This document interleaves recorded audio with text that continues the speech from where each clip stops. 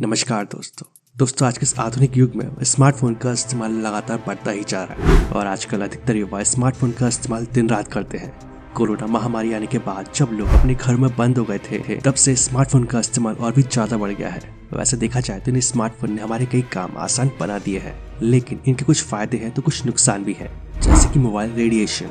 Mobile से जो radiation निकलता है वो हमारे दिमाग पर असर डाल सकता है। पहले आपको बता दूं कि ये रेडिएशन, जिसे हिंदी में विकिरण कहा जाता है, ये हमारे वातावरण में फैली एक एनर्जी होती है और जो तरंगों के रूप में चलती है और इन तरंगों को रेडियो वेव भी कहा जाता है।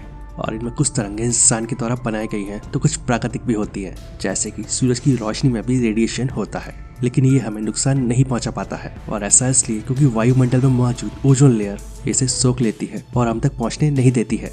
मोबाइल से निकलने वाला रेडिएशन हमारे दिमाग में मौजूद सेल्स से कनेक्ट करने की कोशिश करता है और इस वजह से दिमाग के सेल्स डिस्टर्ब हो सकते हैं और जिससे हमें सिर दर्द, याददाश्त कमजोर होना, ब्रेन ट्यूमर और कैंसर जैसी बीमारियां भी हो सकती है। दोस्तों दरअसल ये मोबाइल रेडिएशन दो तरह से हमारी सेहत पर असर डाल सकता है, जिसमें पहला तरीका है हीट इफेक्ट का। अगर आप 1 घंटे या उससे ज्यादा समय तक अपने कान पर मोबाइल लगाकर किसी से बात करते हैं तो इससे आपको उतनी ही गर्मी मिलती है जितना कि 1 मिनट में एक माइक्रोवेव प्रोड्यूस करता है। दोस्तों रिसर्च में ये बात सामने आ चुकी है। 1 घंटे फोन पर लगे रहने से 1 मिनट तक माइक्रोवेव में जितनी गर्मी होती है उतनी ही गर्मी आपके ब्रेन तक पहुंच सकती है। यानी कि ये हीट इफेक्ट हमारी सेहत के लिए काफी खतरनाक साबित हो सकता है। और इसका दूसरा तरीका है बायोलॉजिकल इफेक्ट। आप ये बात तो जानते होंगे कि हमारी बॉडी में जो सेल्स होती हैं वो एक दूसरे से संपर्क बनाए रहती हैं और ऐसे ही हमारी बॉडी में ब्रेन सेल्स होते हैं, नसें होती हैं और न्यूरॉन्स होते हैं और जो दिमाग के सिग्नल को एक जगह से दूसरी जगह लेकर जाते हैं। लेकिन मोबाइल फोन से जो रेडिएशन निकलता है वो इनके कम्युनिकेशन में रुकावट डालता है। यानी कि मोबाइल फोन से जो रेडिएशन निकलता है उनकी वजह से इन सेल्स के कनेक्शन में रुकावट पैदा होती है। दोस्तों मोबाइल के अलावा टीवी के रिमोट और एक्सरे में भी रेडिएशन होता है और जिस माइक्रोवेव में लोग खाना पकाते हैं उसमें भी रेडियो वेव से ही खाना पकता है। ऐसे ही दोस्तों जो एक्सरे मशीन होती है उनसे भी रेडिएशन निकलता है। जब एक्सरे किया जाता है तो यही तरंगे हमारे शरीर की हड्डियों को छोड़कर बाकी शरीर के आर पार निकल जाती है और अगर ज्यादा देर तक एक्सरे से निकलने वाली तरंगों के संपर्क में रह जाए तो ये हमारे शरीर पर काफी बुरा असर डाल सकती है। दोस्तों मोबाइल का इस्तेमाल करते समय हमारे शरीर में रेडिएशन की जो मात्रा होती है उसे स्पेसिफिक एब्जॉर्प्शन रेट यानी कि SAR कहा जाता है और ये SAR वो लेवल होता है जो ये बताता है कि हमारा शरीर कितनी मात्रा में रेडिएशन को एब्जॉर्ब कर सकता है या सोख सकता है।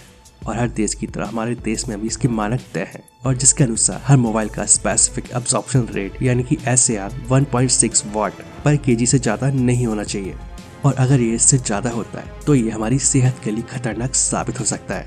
दोस्तों अगर आप अपने मोबाइल का रेडिएशन लेवल चेक करना चाहते हैं तो इसके लिए आपको बस अपने मोबाइल से एक नंबर डायल करना होगा *07#। इस नंबर को डायल करके आप जान सकते हैं कि आपके मोबाइल का रेडिएशन लेवल कितना है। अगर इसमें आपके फोन की वैल्यू 1.6 वाट पर केजी से ज्यादा होती है तो समझ लीजिए कि आपका फोन ज्यादा रेडिएट कर रहा है और जो आपको काफी नुकसान पहुंचा सकता है। दोस्तों ये रेडिएशन भी 2 तरह का होता है, जिसमें पहला है नॉन आयोनाइजिंग रेडिएशन और दूसरा है आयोनाइजिंग रेडिएशन। दोस्तों जो नॉन आयोनाइजिंग रेडिएशन होता है इसमें बहुत ही कम लेवल की इलेक्ट्रोमैग्नेटिक वेव्स निकलती हैं और जिनकी फ्रिक्वेंसी 1000 से 3000 मेगाहर्ट्ज होती है। AC, wireless computer, microwave oven और दूसरे वायरलेस डिवाइस भी इसी में आते हैं। और जबकि जो आयोनाइजिंग रेडिएशन होता है इसमें काफी ज्यादा इलेक्ट्रोमैग्नेटिक वेव्स निकलती हैं। इसमें एक्सरे मशीन, अल्ट्रावायलेट रेज और गामा रेज होती हैं और जो हमारे लिए काफी खतरनाक होती हैं।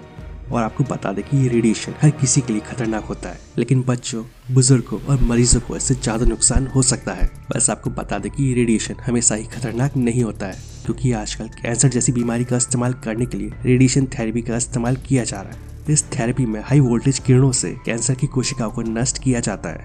तो अब आप समझ गए होंगे कि रेडिएशन क्या होता है और ये हमारी बॉडी को कैसे नुकसान पहुंचा सकता है। तो इसलिए हो सके तो मोबाइल का इस्तेमाल तभी करें जब आपको जरूरी काम हो और जब आप रात में सोते हो तो मोबाइल को कम से कम 4-5 फीट दूर रखकर ही सोएं।